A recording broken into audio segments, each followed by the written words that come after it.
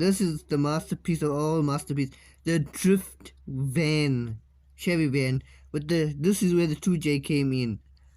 This is where it came in. Obviously, I did change the turbos and a few stuff, but this is where it came. Custom dishes, custom steering, rear wheels were found on the street. Custom full built everything. Can you ever imagine that?